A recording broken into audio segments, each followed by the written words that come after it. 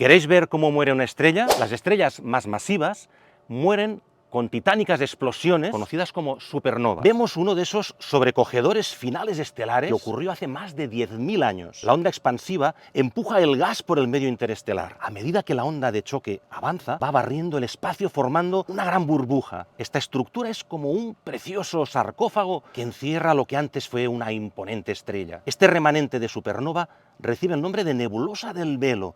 Los anillos de Saturno están formados por un enjambre caótico de escombros, de miles de millones de pequeños fragmentos de polvo, rocas y sobre todo hielo. Los tamaños varían desde pequeñas canicas hasta grandes montañas. Las lunas de Júpiter, como Europa, tienen una superficie, una costra helada, bajo la cual encontramos un océano global de agua rica en sales. O aquí vemos a Io, dominada por la lava y el azufre, con más de 400 volcanes activos. Todo esto y mucho más te lo acercamos en el planetario en directo de las nocturnas del Hemisféric.